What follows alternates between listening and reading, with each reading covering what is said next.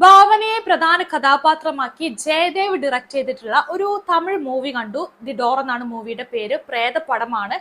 നമ്മുടെ തമിഴ്നാട്ടിലായിരുന്നു സിനിമ തിയേറ്ററിൽ റിലീസ് ചെയ്തിട്ടുണ്ടായിരുന്നത്, കേരളത്തിൽ ഇല്ലായിരുന്നു. ഇപ്പൊ OTT റിലീസ് ആയിട്ടുണ്ട്. സിനിമ മൊത്തത്തിൽ നോക്കുന്ന സമയത്ത് ഇത് ഒരു ലോജിക്കില്ലാത്ത സിനിമയാണ്. ഒരു ലോജിക്കില്ല. ചുമ്മാ അങ്ങനെ കണ്ടിരിക്കാന്ന് വെച്ചാലും കണ്ടിരിക്കാൻ തോന്നണ്ടേ? പ്രേതം ഉണ്ടോന്ന് ചോദിച്ചാൽ പ്രേതമുണ്ട്. പക്ഷെ നമ്മൾ എത്രയോ കാലങ്ങളായിട്ട് തമിഴ്നാട്ടിലെ മൂവീസിൽ, പ്രത്യേകമായിട്ട് പറയണം, തമിഴ് മൂവീസിലൊക്കെ കണ്ടിട്ടുള്ള അതേ പ്രേതം തന്നെയാണ് ഇതിനകത്തുള്ളത്. ചുമ്മാ ഇങ്ങനെ ഇരുട്ടത്ത് നടക്കുക, കുറെ നിഴലും രൂപവും കണ്ണാടിയിൽ ഇങ്ങനെ പ്രത്യക്ഷപ്പെടുക, അതുപോലെ തന്നെ ഇങ്ങനെ ലൈറ്റ് ഒക്കെ മിന്നി തിളങ്ങുമല്ലോ, ആ സംഭവം ഇതിനകത്തും കാര്യമായിട്ട് കാണിച്ചിട്ടുണ്ട്. ഇതൊക്കെയാണ് പ്രേതത്തിന്റെ മെയിൻ ആയിട്ടുള്ള കുറച്ച് പരിപാടികൾ. പിന്നെ പ്രേതത്തിന് എന്താണ് പറയാനുള്ളതെന്ന് ചോദിച്ചാല് അതൊക്കെ ഒരു ഇമോഷണൽ കണക്ഷൻ പോലും ഇല്ലാത്തൊരു കഥയാണ്, അത് വേറെ കാര്യം. അപ്പൊ ഇതിനകത്ത് എനിക്ക് ഏറ്റവും കോമഡി ആയിട്ട് തോന്നിയ കാര്യം, ഭാവന ചെയ്തിട്ടുള്ള കഥാപാത്രത്തിന്റെ പേര് മിത്ര എന്നാണ്. ഈ മിത്രയുടെ അച്ഛനായിട്ട് വന്നിട്ടുള്ളത് നമ്മുടെ മലയാള സിനിമയിലെ നന്ദു എന്ന് പറയുന്ന ആക്ടറാണ്. അത് എനിക്ക് കണ്ടപ്പോ ചിരി വന്നു. നമുക്ക് അച്ഛനാന്ന് തോന്നണ്ടേ കണ്ടാല്? പുള്ളിക്കാരൻ ഭയങ്കര കാര്യമായിട്ട് അച്ഛനായിട്ട് അഭിനയിക്കുന്നുണ്ട്. ഭയങ്കര സത്യസന്ധനായിട്ടുള്ള അച്ഛനാണ്, മകളോട് ഭയങ്കര ഇഷ്ടമുള്ള അച്ഛനാണ്, വക്കീൽ ഉദ്യോഗസ്ഥനാണ്. പക്ഷെ ഇതൊന്നും നന്ദുവിനെ കണ്ട തോന്നില്ല. അപ്പൊ എക്സാമ്പിൾ പറയുകയാണെങ്കിൽ നമ്മുടെ ഈ അലിൻ ജോസ് പെരേരയെ കൊണ്ടുപോയിട്ട് ഭാവനയുടെ ബ്രദറാക്കിയാൽ എങ്ങനെ ഉണ്ടായിരിക്കും? ആരെങ്കിലും വിശ്വസിക്കോ? കാണുന്നവർക്ക് ചിരി വരില്ലേ? ഇപ്പം നന്ദു അലിൻ ജോസ് പെരേരയെ പോലെയാണെന്നല്ല ഞാൻ പറയുന്നത്. അതായത് കണ്ടു കഴിഞ്ഞാൽ നമുക്ക് വിശ്വസിക്കാൻ തോന്നണം. ഒരു ആക്ടറിനെ കൊണ്ട് വെച്ച് കഴിഞ്ഞാൽ ആ ആക്ടറിന് ആ കഥാപാത്രമാവാൻ പറ്റണം. ഇതൊന്നും സംഭവിച്ചിട്ടില്ല. നന്ദു ഇവിടെ മലയാളത്തിൽ നന്ദു എങ്ങനെയാണോ അതേപോലെ അവിടെ പോയി അഭിനയിച്ചിട്ടുണ്ട്. സോ ആ അച്ഛൻ മകൾ കെമിസ്ട്രി ഒന്നും അവിടെ വർക്കായിട്ടില്ല. പിന്നെ ആ പുള്ളിക്കാരന്റെ ആ അഭിനയമൊന്നും എനിക്ക് ഒട്ടും വർക്കായിട്ടില്ല. പിന്നെ കുറെ ക്യാരക്ടേഴ്സ് ഒക്കെ അതിനകത്ത് വരുന്നുണ്ട്. അതിനകത്ത് ഭാവന മാത്രമാണ് പിന്നെയും കാര്യമായിട്ട് എന്തെങ്കിലും ചെയ്തിട്ടുള്ളത്. അതും ഭാവന ഭയങ്കര മേക്കപ്പ് ഒക്കെയാണ്. പിന്നെ മാത്രമല്ല, കുറച്ച് കാലങ്ങളായിട്ടുള്ള ഭാവനയുടെ സിനിമ നോക്കിയാൽ അറിയാം, എല്ലാ സിനിമയ്ക്കകത്തും ഭാവന ഒരേ രീതിക്കാണ് അഭിനയിച്ചുകൊണ്ടിരിക്കുന്നത്, ഒരു മാറ്റമില്ല. അപ്പൊ ലാസ്റ്റ് മലയാളത്തിൽ ഒരു മൂവി റിലീസ് ചെയ്തിട്ടുണ്ടായിരുന്നു, ദി ഹണ്ട് എന്ന് പറഞ്ഞിട്ട്, ഒരു പ്രേതപടം തന്നെയായിരുന്നു. അതിനകത്തുള്ള ഭാവന ഇവിടെ വന്നിട്ട് തമിഴ്നാട്ടിലെ ദി ഡോറിൽ വന്ന് അഭിനയിച്ച പോലെ ഉണ്ട്. വേറെ ഒന്നും തോന്നുന്നില്ല. ഹണ്ടിൽ നായിക ഇവിടെ എത്തി, അല്ലാണ്ട് അഭിനയത്തിൽ ഒരു വ്യത്യാസം തോന്നുന്നില്ല. അപ്പൊ ഭാവനയുടെ മുൻപത്തെ മൂവീസ് ഒക്കെ നോക്കുകയാണെങ്കിൽ എല്ലാത്തിലും മസില് പിടിച്ച പോലെ ഒരേ അഭിനയം. എന്തിനാണ് ഇത്ര സ്ട്രെസ് എടുത്ത് അഭിനയിക്കുന്നത്? അത് ഭാവന ഒന്ന് മാറ്റി പിടിച്ചു കഴിഞ്ഞാൽ ഭാവനയ്ക്ക് തന്നെയാണ് നല്ലത്. എന്തായാലും ഇതിനകത്ത് പുള്ളിക്കാരി കുറച്ച് മേക്കപ്പ് ഒക്കെ ഇട്ടിട്ട് ഇങ്ങനെ കഷ്ടപ്പെട്ട് അഭിനയിക്കുന്നുണ്ട്. പുള്ളിക്കാരിയുടെ കൂടെ പിന്നെ വരുന്ന കുറച്ച് ആർട്ടിസ്റ്റുകളൊക്കെ ഉണ്ട്. ഇപ്പൊ സ്ക്രിപ്റ്റ് നോക്കുകയാണെങ്കിൽ വൻ കോമഡിയാണ്. ഈ ആർട്ടിസ്റ്റുകളൊക്കെ എന്തിനാ വരുന്നതെന്ന് വെച്ചാൽ ഒരു ഐഡിയ ഇല്ല. കുറെ കഥാപാത്രങ്ങളുണ്ട്. ഒരു പാരാനോർമൽ ആക്ടിവിറ്റി ചെയ്യുന്ന ഒരാളുണ്ട്. ആ കഥാപാത്രത്തേക്ക് ഭയങ്കര ബിൽഡപ്പ് കൊടുത്ത് കൊണ്ടുവന്നിട്ട് പുള്ളിക്ക് ഒന്നും ചെയ്യാനില്ല. പുള്ളി ഇല്ലെങ്കിലും ഈ സിനിമ മുൻപോട്ട് പോകും എന്നുള്ളൊരു അവസ്ഥ ഉണ്ടല്ലോ, അങ്ങനത്തെ ഒരു ക്യാരക്ടർ. പിന്നെ ഭാവനയുടെ ഫ്രണ്ട് ആയിട്ടുള്ള ശാലിനി എന്ന് പറഞ്ഞ ക്യാരക്ടറും ഒരു പോലീസ് ഉദ്യോഗസ്ഥനുണ്ട്, റിയാസ്. ഇവർ ഇടയ്ക്കിടയ്ക്ക് ഇങ്ങനെ മീറ്റ് ചെയ്യുന്നുണ്ട്. അപ്പൊ നമ്മൾ വിചാരിക്കും ഒരു പ്രണയം സ്റ്റാർട്ട് ചെയ്യുന്നൊക്കെ. അങ്ങനെയാണ് ഇവർ ബിൽഡ് ചെയ്ത് വെച്ചിരിക്കുന്നത് സ്ക്രിപ്റ്റിനകത്ത്. പക്ഷെ ഒന്നും സംഭവിക്കുന്നില്ല. പുള്ളി എന്തിനു വന്നു, പുള്ളിക്കാരി എന്തിനു വന്നു, ഇവർ എന്തിനു ഇടയ്ക്കിടയ്ക്ക് മീറ്റ് ചെയ്യുന്നു എന്ന് വെച്ചാൽ ആൻസർ ഇല്ല. ഭാവനയുടെ റൂംമേറ്റ് ആയിട്ടുള്ള ഒരു ക്യാരക്ടറുണ്ട്, മരിയയ്ക്ക് രാത്രി ഇങ്ങനെ ഉറക്കത്തിലൊക്കെ ഇങ്ങനെ ഇറങ്ങി നടക്കുന്ന ഒരു സ്വഭാവം ഉണ്ട്. അപ്പം പുള്ളിക്കാരി ഇങ്ങനെ രാത്രിയൊക്കെ ഇങ്ങനെ ഇറങ്ങി നടക്കുന്നു. പിന്നെ പ്രേതത്തെ കണ്ട് പേടിച്ച് കരയുന്നു. ഇതൊക്കെ എന്തിനു കാണിച്ചു ചോദിച്ചാൽ നോ ഐഡിയ. ഈ ക്യാരക്ടേഴ്സ് ഒന്നും ഇല്ലെങ്കിൽ ഈ മൂവി മുൻപോട്ട് പോകും. പിന്നെ ഭാവനയുടെ ക്യാരക്ടറിന്റെ മെയിൻ ഉദ്ദേശം പ്രേതത്തിനെ കുറിച്ച് അന്വേഷിക്കുക, പ്രേതത്തിന്റെ ലക്ഷ്യം എന്താണെന്ന് കണ്ടെത്തുക.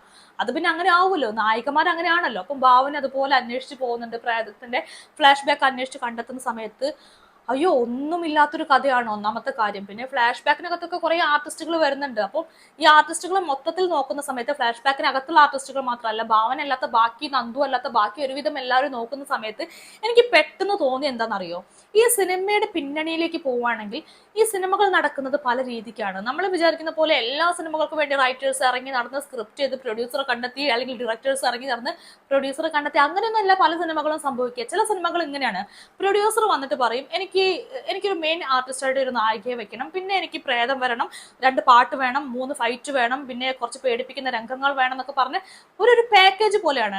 പ്രൊഡ്യൂസേഴ്സ് വന്ന് പറയും അങ്ങനെ, എനിക്ക് ഇന്ന സംഭവങ്ങളൊക്കെ ഉള്ള ഒരു സ്ക്രിപ്റ്റ് വേണം എന്ന് പറയും. അപ്പൊ പ്രൊഡ്യൂസറുടെ ആഗ്രഹം അനുസരിച്ച് അത് മനസ്സിലാക്കിയിട്ട് ചില റൈറ്റേഴ്സ് ഒക്കെ കൂടിയിരുന്നിട്ട്, ഡയറക്ടറൊക്കെ കൂടിയിരുന്നിട്ട് അതുപോലൊരു സ്ക്രിപ്റ്റ് ഉണ്ടാക്കും. എനിക്ക് ഈ സിനിമ കണ്ടപ്പോൾ ആ ഒരു കാറ്റഗറിയിലാണ് ഈ മൂവി പെടുന്നതെന്നാണ് തോന്നിയിട്ടുള്ളത്. പ്രൊഡ്യൂസർ ആവശ്യപ്പെട്ടതുപോലെ ഉണ്ടാക്കിയെടുത്തൊരു സ്ക്രിപ്റ്റ്.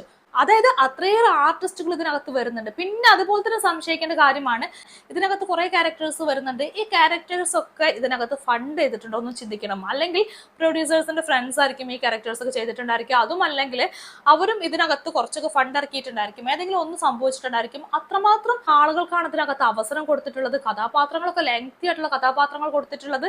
സോ അങ്ങനെയും സംശയിക്കേണ്ടിയിരിക്കുന്നു. അങ്ങനെ മൊത്തത്തിൽ നോക്കുമ്പോൾ ലോജിക്കേ ഇല്ല. പിന്നെ ലോജിക്കില്ല എന്ന് പറയുമ്പോൾ കുറച്ച് കാര്യങ്ങൾ പറയണം. ഇതിനകത്ത് നന്ദു ചെയ്യുന്ന കഥാപാത്രം ഭാവനയുടെ അച്ഛൻ കഥാപാത്രമാണ്. പുള്ളിക്കാരൻ ഭയങ്കര ജെനുവിനാണ്. ആ ഈ ജെനുവിനായിട്ടുള്ള ക്യാരക്ടർ ചെയ്യുന്ന സമയത്ത് പുള്ളിക്കാരൻ എന്ത് ചെയ്യുന്നുണ്ട്, നമ്മുടെ പ്രേതം കൊല്ലുന്നുണ്ട്. അപ്പം പ്രേതം പ്രതികാരവുമായിട്ട് നന്ദുവിനെ കൊല്ലുന്ന സമയത്ത് ഏറ്റവും രസം എന്താണെന്ന് വെച്ചാൽ, പ്രേതത്തിന് ഫ്ലാഷ് ബാക്ക് തെരഞ്ഞു പോകുന്ന സമയത്ത് നന്ദു എന്നല്ല യഥാർത്ഥ ശത്രുക്കള്, എതിരാളികൾ ഭയങ്കര ശക്തരായിട്ടുള്ള എതിരാളികളാണ്. ഈ എതിരാളികളെ ഒക്കെ വെറുതെ വിട്ടിട്ട് ഇതിന്റെ ഏതാണ്ട് മുക്കുമൂലയിലൂടെ ഈ സംഭവം എന്താന്ന് പോലും അറിയാണ്ട് ഇതിനകത്ത് പോയി പെട്ടെന്ന് നന്ദുവിന്റെ ക്യാരക്ടറിനോടാണ് പ്രതികാരം ചെയ്യുന്നത് പ്രേതം. അങ്ങനെ സിനിമയ്ക്ക് എന്തെങ്കിലും ലോജിക്ക് ഉണ്ടെങ്കിൽ പ്രേതം ആദ്യം ആരെയോ കൊല്ലേണ്ടത് തന്റെ യഥാർത്ഥ എതിരാളികളെ അല്ലേ? അവിടെ ഒന്നും നടക്കുന്നില്ല. അതേപോലെ തന്നെ ഒരു കൺസ്ട്രക്ഷൻ വർക്കൊക്കെ ചെയ്യുന്ന ഒരു കക്ഷിയുണ്ട്, പുള്ളിയാണ് യഥാർത്ഥത്തിൽ പ്രേതത്തിന്റെ മറ്റൊരു ശത്രു. പ്രേതം അവരും കൊല്ലുന്നില്ല, ചുമ്മാ പുള്ളിക്കാരന്റെ തൊഴിലാളികളെ മൊത്തത്തിൽ ഇങ്ങനെ കൊന്നൊടുക്കുക, പുള്ളിക്കാരനെ വെറുതെ വിടുക. അതൊക്കെ എന്ത് ലോജിക്കാണ്? ഒരു ലോജിക്കും ഇല്ല. പിന്നെ ഇതുപോലെ കുറേ ബോധമില്ലാത്ത സംഭവങ്ങളൊക്കെ അതിനകത്ത് വന്നു പോയിട്ടുണ്ട്. സോ മൊത്തത്തിൽ സ്ക്രിപ്റ്റ് നോക്കുന്ന സമയത്ത് ഭയങ്കര പരാജയപ്പെടുന്ന ഒരു സ്ക്രിപ്റ്റ് ആയിട്ടാണ് എനിക്ക് തോന്നിയിട്ടുള്ളത്. പിന്നെ എത്രയോ കാലങ്ങളായിട്ട് തമിഴ്നാട്ടിൽ പറഞ്ഞുകൊണ്ടിരിക്കുന്ന പ്രേതകഥ തന്നെയല്ലേ ഇതൊക്കെ തന്നെ. വ്യത്യാസമില്ല, പ്രേതത്തിനെ അവതരിപ്പിച്ച രീതി വ്യത്യാസമില്ല. അപ്പൊ എന്തിനാണ് ഇങ്ങനെ സിനിമ എടുക്കുന്നതെന്ന് എനിക്കറിയില്ല. പിന്നെ ഭാവനയെ സംബന്ധിച്ചിടത്തോളം പുള്ളിക്കാരി ഒരു തിരിച്ചുവരവൊക്കെ ആഗ്രഹിക്കുന്നുവെങ്കിൽ ഇതുപോലെയുള്ള ഊതറ പടങ്ങളിൽ പോയിട്ട് തല വെക്കാതിരിക്കുക പുള്ളിക്കാരിക്ക് ഏറ്റവും നല്ല കാര്യം. ഒന്നും ചെയ്യാനില്ല, ഇങ്ങനെ ചെയ്യാനില്ലാത്ത ഒരു ലോജിക്കും ഇല്ലാത്ത ഒരു അന്തവും കുന്തും ഇല്ലാത്ത സ്ക്രിപ്റ്റിലൊക്കെ പോയി തല വെച്ച് എന്തിനാണുള്ള പേര് കളയുന്നത്? അതിന്റെ ആവശ്യമില്ലല്ലോ. പുള്ളിക്കാരി കുറച്ചും കൂടിയൊക്കെ സ്ക്രിപ്റ്റിൽ ശ്രദ്ധിച്ചു കഴിഞ്ഞാൽ, ചെയ്യുന്ന കഥാപാത്രങ്ങളിൽ കുറച്ചും കൂടി ശ്രദ്ധിച്ചു കഴിഞ്ഞാൽ പുള്ളിക്കാരിക്കായിരിക്കും മെച്ചുണ്ടാവുക. ആ ഒരു സംഭവമാണ് ഇത് കണ്ടപ്പോൾ ഭാവനയോടൊക്കെ എനിക്ക് പറയണം തോന്നിയിട്ടുള്ളത്. പിന്നെ മൊത്തത്തിൽ നോക്കുന്ന സമയത്ത് ഇത് വൺ ടൈം വാച്ചബിൾ ആണെന്ന് പോലും എനിക്ക് പറയാൻ പറ്റില്ല. നിങ്ങൾക്ക് താല്പര്യമുണ്ടെങ്കിൽ, സൗകര്യം ഉണ്ടെങ്കിൽ, ചുമ്മാ സമയം ഉണ്ടെങ്കിൽ പോയി കണ്ടാൽ മതി. അല്ലാണ്ട് ഒന്നുമില്ല, ഫാസ്റ്റ് ഫോർവേഡ് അടിച്ച് കാണാൻ പറ്റിയൊരു മൂവിയാണ്. നമ്മൾ ഈ സംഭവം 2.25 മണിക്കൂർ കണ്ടിട്ടുണ്ട്. പക്ഷെ നമുക്ക് ക്ഷമയില്ലെങ്കിൽ നമുക്ക് വേണമെങ്കിൽ 10-15 മിനിറ്റ് കൊണ്ട് കണ്ടു തീർക്കാൻ പറ്റും. അമ്മാതിരി സാധനമാണ്. ഒന്നുമില്ല എന്നുള്ള രീതിക്കാണ് ഇതിനകത്ത് കൊണ്ടുപോയിട്ടുള്ളത്. പിന്നെ പ്രേതത്തിന്റെ പ്രതികാരത്തിന്റെ രീതി കണ്ടു കഴിഞ്ഞാൽ അത് അതിനേക്കാൾ വലിയ വെറുപ്പിക്കലാണ്. പ്രേതം വന്നിട്ട് ഐസ് കൊണ്ടൊക്കെയാണ് പ്രതികാരം ചെയ്യുന്നത്. ഈ ആളുകളൊക്കെ ഇങ്ങനെ ഐസാക്കി മാറ്റിയിട്ട് പ്രതികാരം തീർക്കുക. അതെന്ത് ഊച്ചാളി പ്രേതാണ്? പ്രേതം വന്നിട്ട് എല്ലാവരോടും പ്രതികാരം ചെയ്യുന്ന എങ്ങനെയാണെന്ന് അറിയോ? എല്ലാവരും ഇങ്ങനെ ഐസ് കൊണ്ട് പൊതിഞ്ഞിട്ട് അങ്ങനെ അങ്ങ് കൊല്ലുക. അതായത് ആ ഒരു തണുപ്പിൽ കൊണ്ടുപോയി മരവിപ്പിച്ച് കൊല്ലുക. എന്തിനങ്ങനെ കൊല്ലുന്നതെന്ന് വെച്ചാൽ എനിക്ക് അറിഞ്ഞൂടാ, ചുമ്മാ അങ്ങ് കൊല്ലുക തന്നെ. അതൊക്കെ ഒരു ലോക്കൽ പ്രേതമൊക്കെ ആയിട്ട് തോന്നുന്നത്. പ്രേതത്തിന്റെ ഭയാനകതയോ കാര്യങ്ങളൊന്നും ഇല്ല. അപ്പൊ ലാസ്റ്റ് ഞാൻ ഒരു റിവ്യൂ ചെയ്തിട്ടുണ്ടായിരുന്നു ഗൗഫ് എന്ന് പറയുന്ന ഒരു വെബ് സീരീസിനെ പറ്റി. പ്രേത സംഭവം തന്നെയാണ്, ഹൊററാണ്, സൈക്കോളജിക്കൽ ഹൊറർ മൂവി ആയിരുന്നു. അതിനകത്തൊക്കെ പ്രേതത്തെ അവർ കൊണ്ടുവച്ചിരിക്കുന്ന രീതി എന്നൊക്കെ പറഞ്ഞാൽ എന്ത് രസാന്ന് അറിയോ? അത് അവതരിപ്പിച്ച രീതിയൊക്കെ നമുക്ക് കണ്ടിട്ട് പേടി എന്നുള്ളതിനപ്പുറത്തേക്ക് നമുക്കതൊരു പുതിയ അനുഭവം തരുന്നുണ്ട്. ഇതിനകത്ത് ഒന്നുമില്ല. കഴിഞ്ഞ 10-30 വർഷം, 10-30 10-40-50 വർഷം മുൻപുള്ള പ്രേതം തന്നെയാണ് ഇതിനകത്ത് വരുന്നത്. അതും ലോ ബഡ്ജറ്റ് പ്രേതം. എത്രയോ ലോ ബഡ്ജറ്റ് മൂവീസിൽ കണ്ടിട്ടുള്ള പ്രേതം തന്നെയാണ് ഇതിനകത്തും വരുന്നത്. സോ നിങ്ങൾക്ക് താല്പര്യമുണ്ടെങ്കിൽ, നിങ്ങൾക്ക് ഇഷ്ടംപോലെ സമയം ഉണ്ടെങ്കിൽ ഈ മൂവി കണ്ടോളൂ. അല്ലാണ്ട് ഇത് കണ്ടു കഴിഞ്ഞാൽ നിങ്ങൾക്ക് പ്രത്യേകിച്ച് എന്തെങ്കിലും കിട്ടുമെന്ന് എനിക്ക് തോന്നുന്നില്ല. നിങ്ങളൊരു പ്രേതപ്പടം സെലക്ട് ചെയ്യുന്ന ഒരാളാണെങ്കിൽ, അത് കാണാൻ ഇഷ്ടപ്പെടുന്ന ഒരാളാണെങ്കിൽ ഇത് മസ്റ്റ് വാച്ച് എന്ന് ഞാൻ പറയില്ല. നിങ്ങൾക്ക് താല്പര്യമുണ്ടെങ്കിൽ മാത്രം, സമയം ഉണ്ടെങ്കിൽ മാത്രം കണ്ടാൽ മതി.